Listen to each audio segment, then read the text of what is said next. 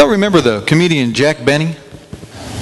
Some of you do, and some of your younger ones don't. He died back in the 70s, but he was a famous comedian, well loved, and he was known for his violin playing or lack thereof. Funny guy, and one of his ongoing themes was that he was so tight-fisted with money.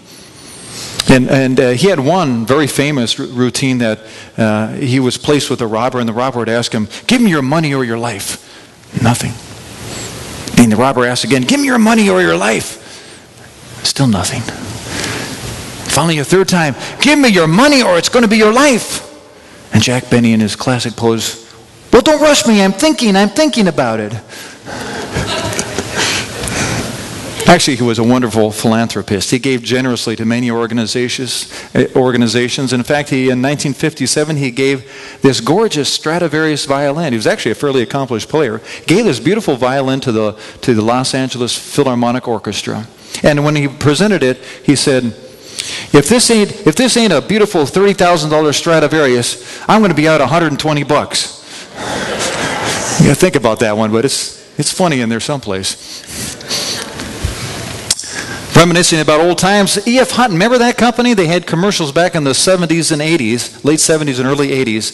And they had the commercials where they'd have a crowded room of people or perhaps a long hallway. And one that came to mind was these two business guys were walking down the hallway at the airport, side by side. And one of them turns to the other and says, "Hey, what do you think about this stock?" And the other one turns back to him and says, "Well, my broker's E.F. Hutton." And everyone in this busy, crowded airport just freezes. And they're looking intently at the man, waiting for the next words to roll off his lips to give them some valuable insight on some investment strategy. And while they're all frozen, this announcer comes in the background. "Well, when E.F. Hutton speaks, everybody listens."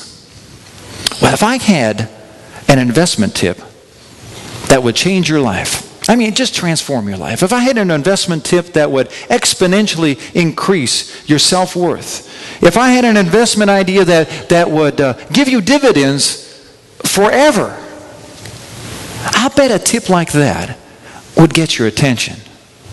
In fact, if I had an investment tip that good, I would bet that it would silence the Dolphin Stadium that's about to launch at 1 o'clock faster than Chad Henning did last week when he threw an interception into the end zone or an incomplete pass.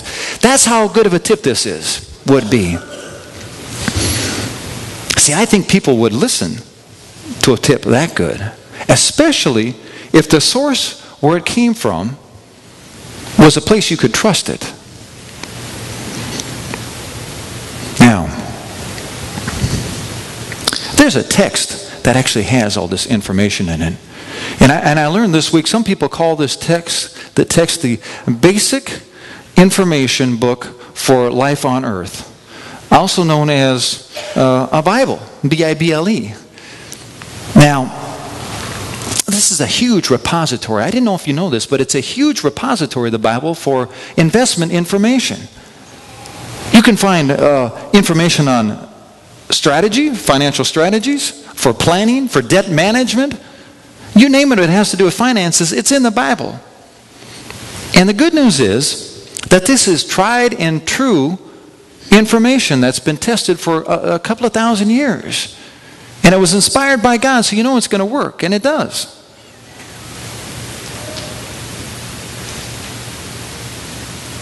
And it got me to thinking, boy, if I use this information, if I had this insight, that's surely, and I could share it with everybody, surely that would help everybody with their financial decisions. Let me give you an example. In the book of Proverbs, chapter 27, verse 12. Let me read this for you. This is some of the advice that you could get here. "A sensible man watches for problems ahead and prepares to meet them. The simpleton never looks and suffers the consequences." Anybody been there? That's pretty good advice, right? Well, how about this one on debt management? Proverbs 22. "Do not be a man who strikes hands in pledge," which means shakes and agrees on a deal, "or puts up security for debts. If you lack the means to pay, your very bed will be snatched from under you." Does the word foreclosure ring mind to anybody? Of course, these are words you can trust This advice in the Bible about managing our finances is amazing. You probably don't know this, but that investment company I was talking about E.F. Hutton, they were gobbled up by Citigroup I suppose in the 80s or 90s. And you might recall Citigroup recently was one of those banks that struggled the most with the financial crisis. They were first in line to get TARP funds. They were the ones who, without it, would have definitely gone under. And don't you think that if the CEO and all the management team of Citigroup, in fact, you could include all the other banks that failed and all those institutions that were in really bad trouble, had followed the basic instructions about management, had followed these proverbs and this instruction in the Bible, I'm sure that our country would be nowhere near the financial straits that we're in today. I'm positive of that. And guess what? That applies in our lives just as well, doesn't it? I'm not going to ask you to raise your hand on this next one, but did anybody ever lose any money in the stock market? I have. I don't have any money anymore, but when I did have a little bit of money, I lost it. It's a funny story because I had invested just a little bit of money into this local bank stock, and I knew it was risky. I mean, it was either up or down. It was either going to do really well and I was going to do well or not. And of course, the or not happened, and I lost this money, and it vanished just into thin air. One day I had the money, the next, it was gone, along with every other investor that invested into this bank. Everybody's money was absolutely gone. You see, every time I walk into that bank, who was bought out by another bank, still has the same name, but it was bought out. Every time I walk into that bank, I'm reminded painfully that I didn't follow this lesson in the Bible about how to manage your finances, how to make good investments. Completely forgot about it. But I'm reminded when I walk in there.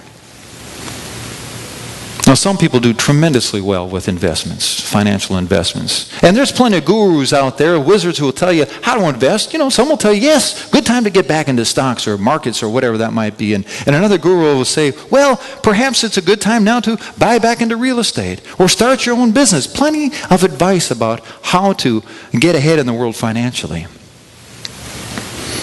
But I've been making some different strategic decisions about investment. I've been investing heavily into my marriage and into my family. And I'm beginning to see returns that I never dreamed possible.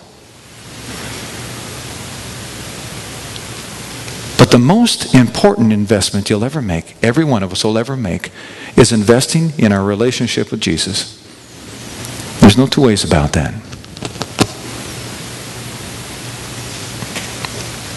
I'm going to share a couple of investment stories with you this morning. And the first is a composite of some situations and people I've known over the years, and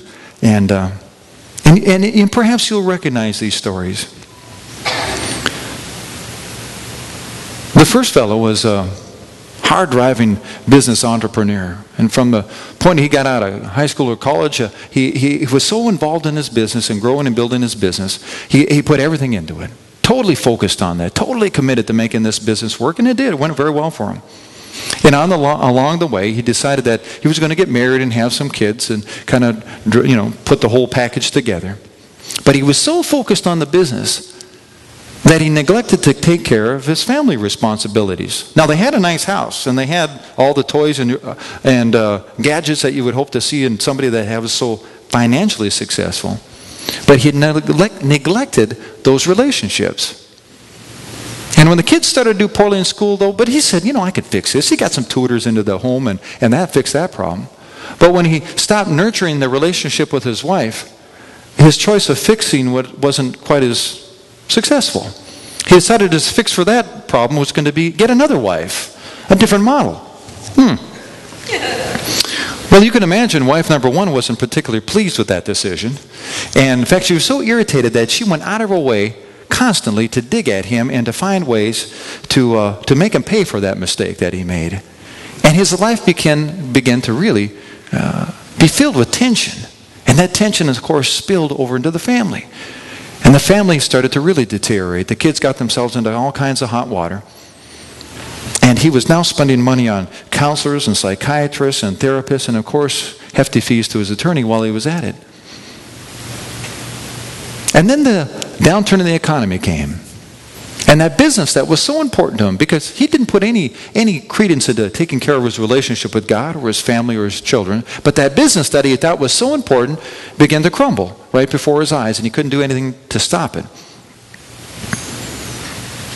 And all that tension, all that negative energy, all that stress in his life made him ill, and he had a heart attack and suddenly died one day.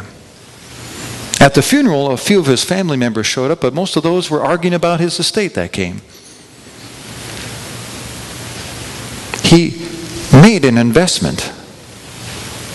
He made an investment in his life, but it had no dividends whatsoever.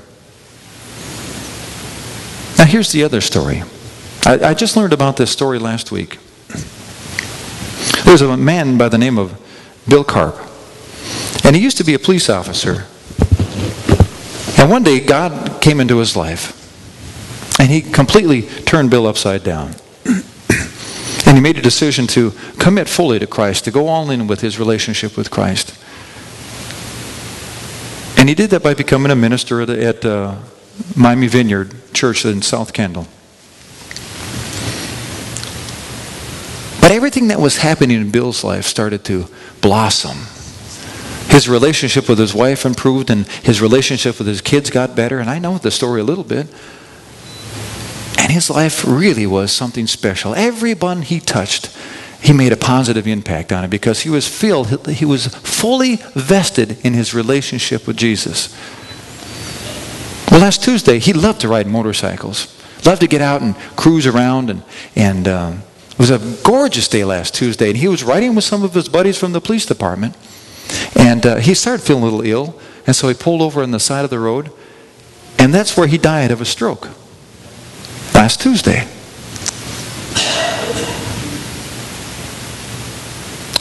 "2,000 people came to his funeral. His children sang, 'It is well with my soul,' at his funeral.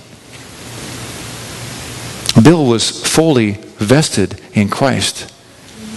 And his life will be paying dividends for generations to come.